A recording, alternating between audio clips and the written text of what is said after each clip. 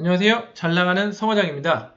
오늘은 공지 드렸던 대로 구매대행업 종합소득세 신고 떠먹여드리는 영상을 찍어보도록 하겠습니다. 오늘 영상이 필요하신 분들은 구매대행업 사업자를 내고 2019년도 매출액, 즉 순수익이 7,500만원 미만이신 분들에게 도움이 되는 영상입니다. 그 이상 매출이 나신 분들은 빨리 세무사 사무실로 뛰어가세요. 자, 오늘 영상은 아래와 같이 두 카테고리로 나눠서 진행할 건데요. 다른 사람들의 시간을 아껴주기 위해서 이 종합소득세 영상을 보시고 아래에 해당하는 영상들의 시작 시간을 답글에 가장 먼저 남겨주시는 분들에게는 제가 선물을 드리도록 하겠습니다. 첫 번째 부류인데요. 2019년도에 사업자를 신규로 내시고 당해 매출액이 7,500만원 미만이신 분들, 그리고 2018년도 이전에 사업자를 내시고 2019년도에 매출액이 2,400만원 미만이신 분들을 위한 영상을 먼저 찍을 거고, 두 번째로는 2018년도 이전에 사업자를 내시고 2019년도에는 매출액이 2,400만원 이상, 그리고 7,500만원 미만이신 분들을 위한 영상을 찍도록 할게요. 참고로 이 영상은 종합소득세, 절세 이런 것을 알려드리는 게 아니라 정말 신고가 절박하신 분들, 딱 그분들에게 도움이 되는 영상이니까 절세를 위해서는 세무사를 찾으시거나 본인이 조금 더 세무 공부를 하시면 좋을 것 같습니다. 자, 첫 번째 부류를 위한 영상인데요. 이분들은 단순 경비율 추계신고 대상자예요. 이게 무슨 말이냐면 국가에서 너는 신규 사업자고 매출액도 적은 영세 사업자니까 장부 같은 거 쓰기는 어려울 거야. 그러니까 너의 업종 코드 749609는 대충 경비가 매출액 대비 86.4% 정도 되니까 너가 낸 매출액의 86.4%는 경비 처리를 어림잡아 해줄게, 이런 내용이에요. 추계라는 단어가 어림잡아 이런 뜻입니다. 그러면 이제 홈택스에서 어떻게 단순 경비율 추계 신고를 하는지 알려드리도록 할게요. 하나하나씩. 자, 홈택스 메인 화면에 들어와서 로그인을 해줍니다. 공인인증서 로그인을 하신 다음에 여기에서 신고 누르시고 종합소득세를 눌러주세요. 여기서부터 막히신 분이 있을 거예요. 종합소득세 신고를 눌렀더니 사업자 등록 어쩌고 저쩌고 하면서 들어가지가 않죠. 이런 분들은 공인인증서 로그인을 할 때 사업자용 공인인증서로 로그인을 하셔서 그래요. 종합소득세는 개인에게 부과되는 세금이기 때문에 개인용 공인인증서로 로그인을 하셔야 됩니다. 네. 자, 그러면 이제 먼저 해야 될 게 신고도움 서비스를 한번 눌러주세요. 신고도움 서비스를 누르면 내가 어떤 대상자인지 그리고 어떻게 신고를 해야 되는지가 나와요. 저는 간편장부 대상자고 추계신고 시 단순 경비율로 적용할 수 있다고 뜨네요. 이 사업자는. 자, 이걸 확인한 다음에 X를 눌러주시고 여기 보시면 단순 경비율 추계 신고서라고 보이잖아요.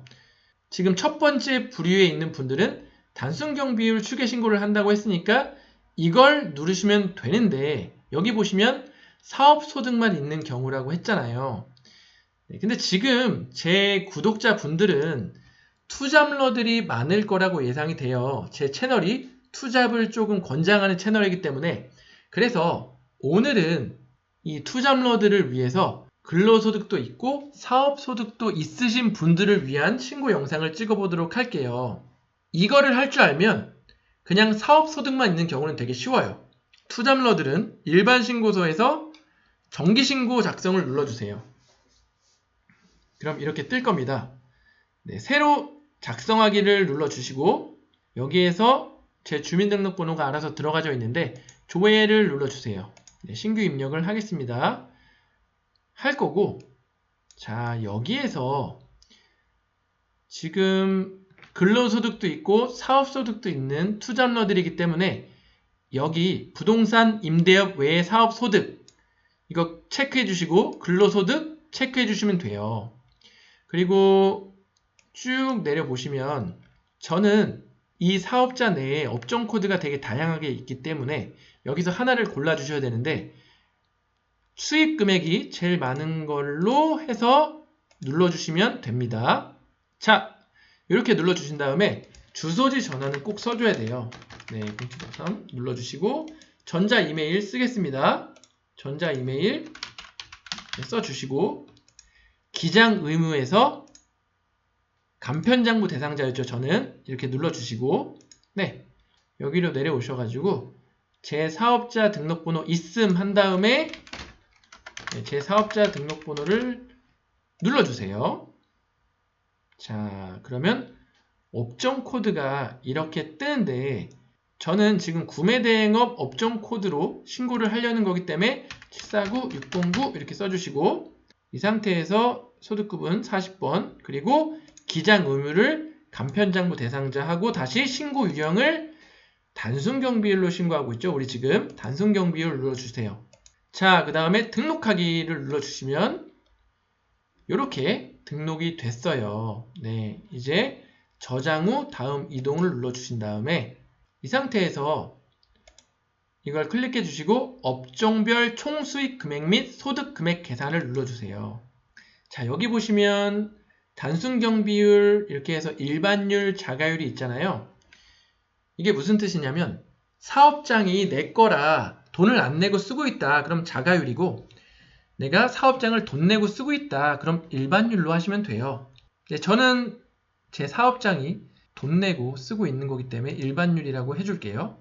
그리고 총수익 금액은 대충 1,300만 원이라고 해볼게요.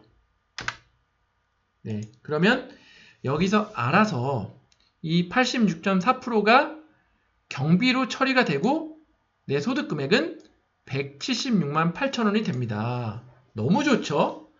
단순 경비율 추계 신고 정말 최고예요. 자, 그럼 등록하기를 눌러주신 다음에 입력 완료를 눌러주세요. 자, 이렇게 한 다음에 저장 후 다음 이동 눌러주시면 여기는 사업소득 명세서 및 원천징수 세액인데 우리가 부동산 임대소득 명세가 있는 경우에는 여기에다가 써주시고 내가 프리랜서인데 어디서 일을 하고 원천징수를 뗐다. 그러면 내가 떼인 금액을 여기에다 입력해 주시면 되는데 보통 투잡러이신 분들이 이렇게 프리랜서 업무까지 뛰지는 않으시니까 이런 거는 없을 거예요. 대부분이. 이렇게 해서 없으면 그냥 저장 후 다음 이동 이렇게 누르시면 되고 자, 여기에서는 근로 기타 연금소득 부분이에요. 사업소득은 이제 끝났고 근로소득을 불러오면 돼요. 근데 한 가지 알아두셔야 될 건 우리가 작년 12월에 연말정산을 다 끝냈잖아요. 그러면 뭐야 난 연말정산 끝났는데 왜 다시 근로소득을 불러와야 되냐. 그게 왜 그러냐면 우리가 근로소득도 있고 사업소득도 있으면 처음부터 리셋을 해가지고 근로소득, 사업소득 합친 금액에 대해서 다시 공제를 시작해야 돼요. 그 이유는 소득 금액별로 종소세율이 다르기 때문이에요. 네. 그래서 우리가 애매한 경우가 생기는데 근로소득이 4,300만 원이다. 그러면 여기 종합소득세 과세 표준 내 소득 금액이 4,300만 원이다. 그러면 세율이 15%잖아요. 근데 우리가 사업소득이 400만 원이 됐어요. 그러면 4,700만 원이 되면서 이 세율이 24%인 구간이 되잖아요. 그러면 번 것보다 세금을 더 내야 될 수가 있다. 네, 이런 거는 좀 애매한 상황이 벌어질 수가 있어요. 그래서 종합소득세가 정말 중요하고 잘 알아야 됩니다. 어쨌든 다시 넘어가서 여기 보면은 근로소득 불러오기가 알아서 돼요. 그럼 이 내용대로 적용하면 되는데 제가 작년에 정말 파란만장한 인생을 살았다는 걸 여기서 확인할 수 있습니다. 잘 다니던 회사를 때려치고 이직을 한 다음에 다시 때려치고 지금 개인 사업을 하고 있죠. 그래서 되게 복잡해졌어요. 어쨌든 제가 만들어낸 결과니 책임을 져야겠죠. 이렇게 한 다음에 저장 후 다음 이동을 눌러주시면 여기에서 종합소득금액 및 결손금 2월 결손금 공제 명세서라는 게 있어요. 이 결손금이라는 게 뭐냐?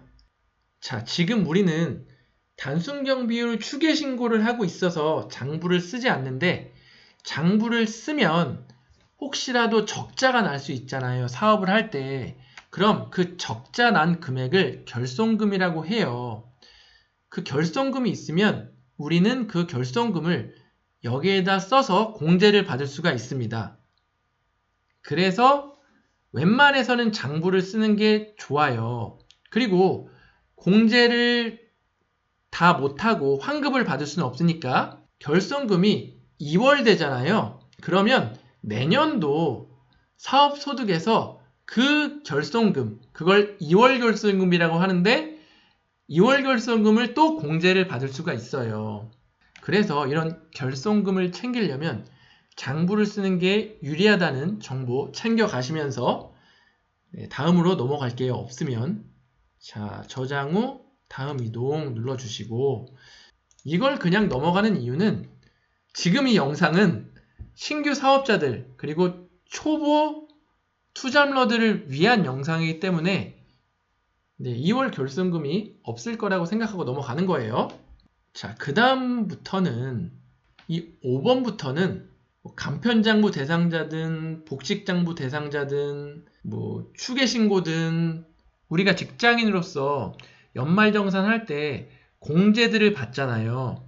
그런 공제 받은 것들을 그대로 써주시면 됩니다.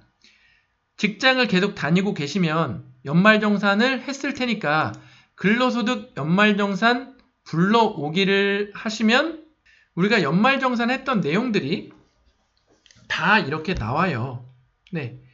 이렇게 다 나온 상태에서 혹시라도 안 나온 게 있으면 우리가 넣어줘야 되는데 여기 보시면 국민연금은 이렇게 나왔고 특별공제보험료라고 해서 안 나와 있으면 계산하기를 누르면 지금 건강보험료 납입금액, 고용보험료 납입금액 이런 걸 써서 공제를 받아야 해요. 그러면 전체 선택해서 불러오기를 하면 연말정산 간소화 서비스의 내용을 가져와요. 이렇게. 근데 고용보험료 납입금액은 못 가져오거든요. 이건 어디서 가져오냐면 자, 익스플로어에서 작동하니까 익스플로어를 열고 이 네이버에서 고용산재 토탈 서비스를 친 다음에 여기에서 개인으로 로그인을 하신 다음에 정보 조회를 눌러주시고 여기서 보험료 정보 조회를 눌러주신 다음에 개인별 부가 고지 보험료 조회를 눌러주시면 여기에서 보험연도는 우리 2019년도죠. 작년. 그리고 이 돋보기를 눌러주시면 여기에서 각 회사마다 우리가 냈던 보험료를 확인할 수가 있어요. 여기 보시면 고용보험료도 다 나와 있고 여기에서 보면 합계가 있고 정산이 있는데 정산에 해당하는 내용을 써주시면 됩니다.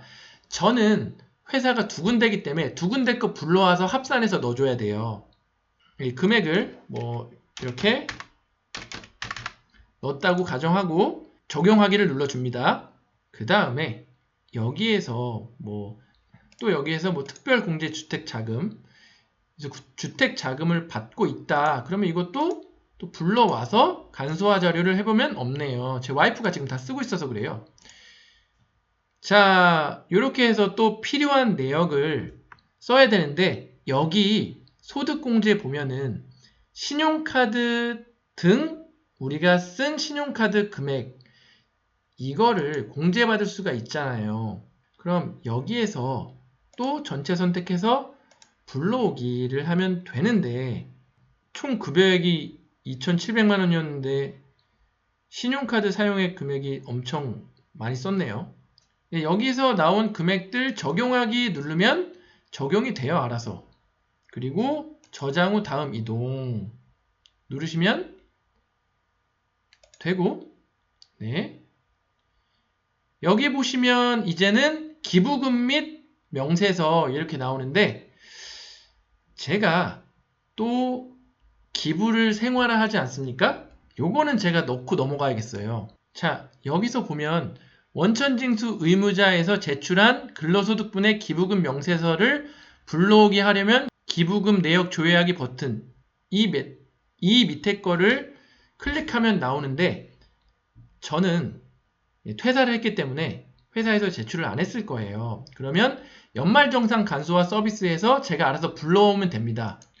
기부금 이렇게 기부를 했기 때문에 근데 기부 내역이 원래는 더 많은데 하필이면 작년에 제가 3만원씩 내던 거를 만원으로 줄였어요. 네, 상황이 안 좋아가지고 그래서 네, 좀 적긴 한데 네, 종교단체 지정 기부금이고 기부자 주민등록 제 거고 기부 내역은 12회고 12만원 네, 이네요.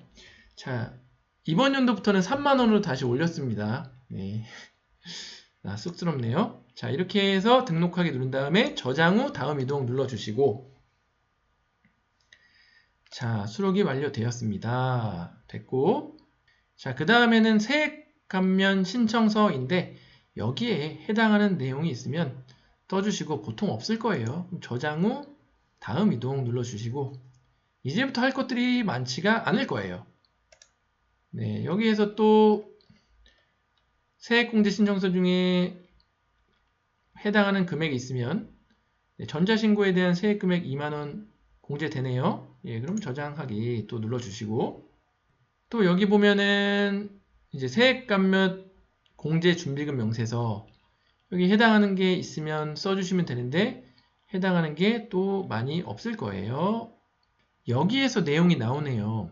사업자, 소규모 사업자 제외가 다음과 같이 장부를 비치 기록하지 아니한 경우 무기장 가산세 대상인이 확인하시기 바랍니다. 저희가 지금 장부를 안 쓰고 신고하고 있기 때문에 네, 무기장 가산세 대상일 수도 있지만 밑에 보면 우리는 소규모 사업자예요.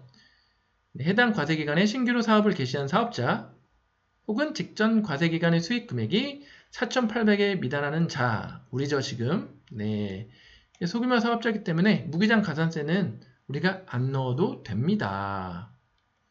자, 그렇게 해서 가산세 지금 우리가 어긴 게 많이 없을 거기 때문에 저장 후 다음 이동 또 눌러주시고 네, 어렵지 않죠?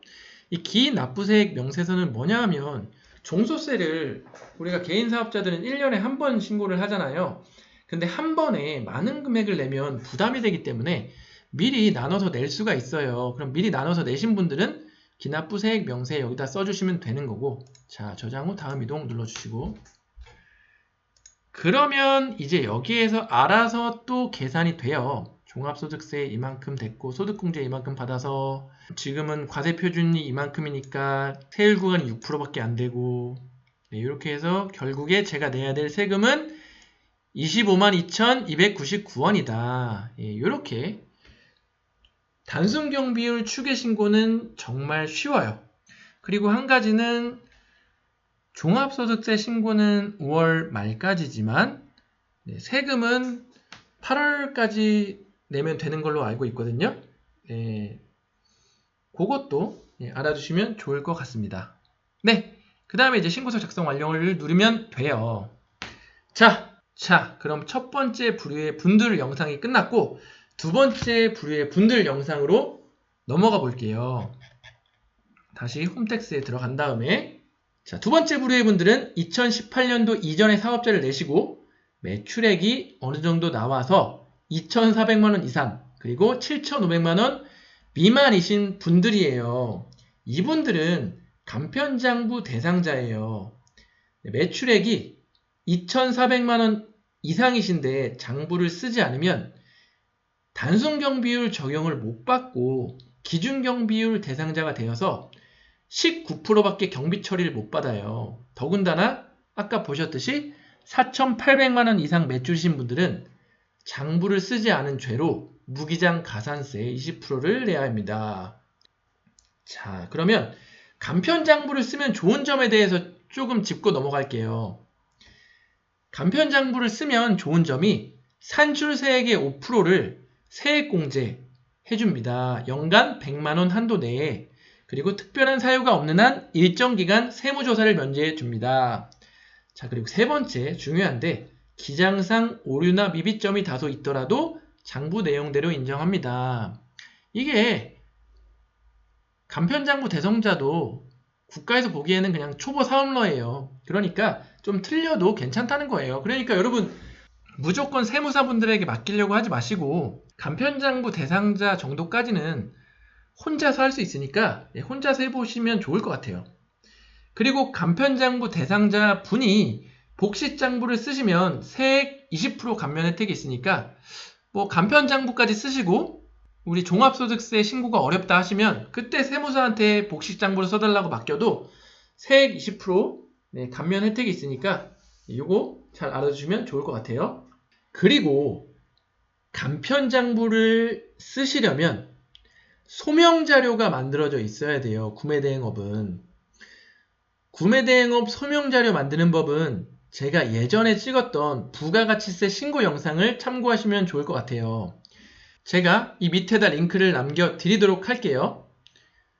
자, 그리고 제가 오늘 쓸 간편장부는 자영업의 모든 것이라는 유튜버분이 만들어주신 자료를 사용하도록 하겠습니다. 네, 자모님 먼저 감사하다는 말씀을 드리고 제가 왜 이 간편장부를 쓰냐 하면 이 간편장부 쓰는 법은 되게 쉬워요.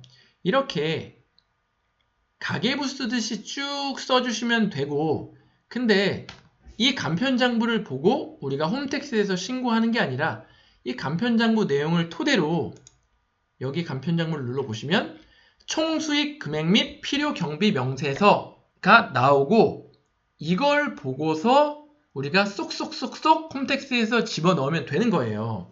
근데 이거 보기만 해도 되게 복잡해 보이잖아요. 근데 자모님께서 엑셀 수식을 넣어가지고 여기에 장부에 해당 내용만 집어넣으면 이 안에 알아서 자동으로 들어가게끔 해놓으셔가지고 저는 이게 너무 좋아요. 이 자영업의 모든 것 복식 장부는 당연히 자모님 카페에서 다운을 받으시면 됩니다. 자, 그러면 장부를 눌러주시고 어떻게 쓰는지 잠깐 설명해 드릴게요. 부가가치세 신고를 할 때 소명자료를 잘 만들었으면 이렇게 날짜별로 우리 매출액들이 잘 나와 있을 거예요. 그러면 그거 그냥 날짜별로 복사, 붙여넣기 하시면 돼요. 이 색상이 들어있는 부분이 가장 중요한데 이렇게 날짜별로 그리고 건별로 여기에 기록을 해주시면 됩니다. 근데 이런 의문점이 있잖아요. 하루에 주문이 20, 30건, 막 50건이 나오는데 이거 간편장부에 건별로 기록하기도 되게 어렵거든요. 그래서 이 국세청에서는 1일 평균 매출 건수가 50건 이상인 경우는 1일 동안의 총 매출 금액을 합계해서 기재할 수 있다고 쓰여 있어요. 네. 50건 안 되는 분들은 건건이 써야 돼요. 네, 이렇게 건건이. 저는 작년 10월부터 대량 등록 프로그램을 돌리면서 판매한 내역들을 여기에다 넣어봤는데 자, 날짜 이렇게 써주시고 제 사업자명 이렇게 써주시고 이 흰색 부분은 그냥 제가 보기 쉽게 넣어주시면 되고 중요한 건 우리가 간이 사업자 구매대행 매출액은 이 부가세에 5를 하시면 안 돼요. 네, 이거 그대로 우리가 소득이기 때문에 요걸 그냥 이렇게 해주시고 이 간편장부 계정 과목은 뭐냐 제가 수식이 걸려 있어서 이 간편장부 이 안에 쏙쏙 들어간다고 했잖아요. 그러면 이 파란색 색칠된 부분 요 계정 과목을 여기에다가 넣어주시면 알아서 들어가도록 돼 있거든요. 그래서 이렇게 쭉 기록해가지고 매출액 쓰면 매출액으로 들어가고 여기 보시면 주유 금액 그거는 차량 유지비로 들어가겠죠? 그럼 여기 차량 유지비를 써니까 차량 유지비로 들어갔고 제가 출장비, 교통비를 썼으면 여기 SRT 비용, 여비 교통비를 하면 교통비로 들어가고 솔직히 개인 사업자가 쓴 금액들이 경비 처리가 어떻게 되는지는 스스로 공부를 좀 해야 돼요. 네. 쉽게 말해서 내가 쓴 비용이 이 일반 관리비로 어디로 들어가야 되는지, 내가 썼던 금액 중에 사업자로 경비 처리되는 건 뭔지, 이거는 공부를 좀 스스로 해야 됩니다. 자, 그럼 이 상태에서 간편장부 작성이 된 상태에서 한번 홈택스에서 신고를 해볼게요. 그 전에 지금은 제가 소득금액이 플러스지만, 자, 간편장부를 쓰는 이유 중에 마이너스가 났다. 그러면 그 마이너스 난 금액이 결손금이 돼서 그거를 공제를 할 수가 있는 거예요. 네, 아까 말씀드린 거 한번 다시 되짚어 드렸고, 홈택스로 넘어가 보겠습니다. 자, 들어가서 똑같이 신고 납부해서 종합소득세로 들어갈게요. 아까랑 똑같은 부분은 다 건너뛰도록 할게요. 예, 똑같이 지금 투잡러들을 위한 영상이기 때문에 전기신고 작성으로 들어갈 거고, 여기에서 이 부분 넘어가고 기장이부 간편장부 대상자 한 다음에, 네, 여기서 이제 조회를 누른 다음에 아까랑 똑같이 네, 이 두 군데 소득해준 다음에, 네, 여기까지는 다 똑같을 수밖에 없어요. 여기에서 74960으로 해서 그 다음에 여기에서 31804014118 조회 누른 다음에 기장 의무가 간편장부 대상자, 여기서 달라요. 신고 유형이 아까는 단순 경비로 했으면 지금은 간편장부로 써주시면 되고, 네, 여기서 등록하기 누르신 다음에 등록되었습니다 하고 저장 후 다음으로 이동. 네, 여기에 이제 우리가 간편장부 쓴 내역을 보면은 매출액 있죠? 매출액의 그 금액을 써주시는 거예요. 1478143 1478143을 넣어주시면 되고, 여기 밑에 차량 유지비 773636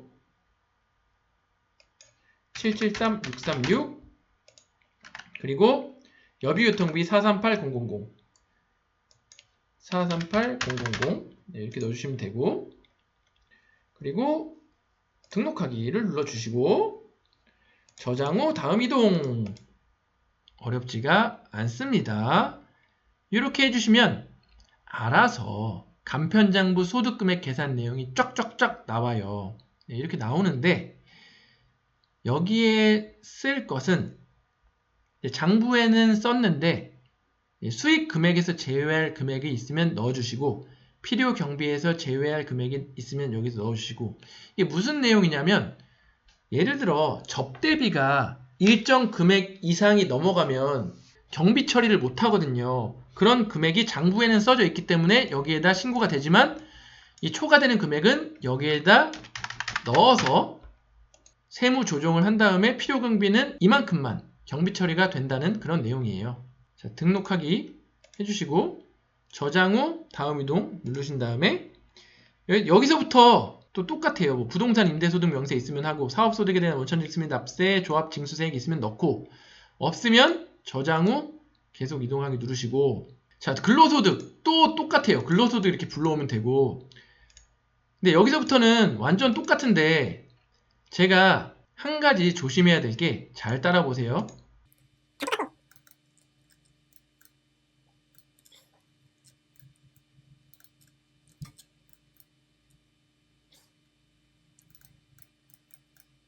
자, 여기 5번까지 다 똑같은데, 자, 여기서 정말 조심해야 될 게, 우리가 단순 경비율 추계 신고를 했을 때는 간편장부를 써서 경비 처리를 한 게 아니기 때문에 그냥 신용카드 썼던 내용 그대로 불러와서 적용하기를 눌렀잖아요.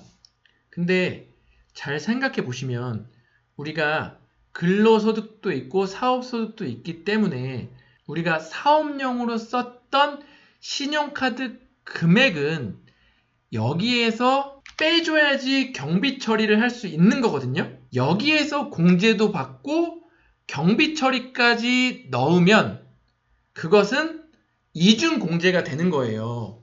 그렇기 때문에 우리가 신용카드 내역서를 쭉 본 다음에 사업자로 경비 처리할 수 있는 건 다 빼고 다 뺀 금액을 여기에다 넣어주시는 게 정말 중요해요.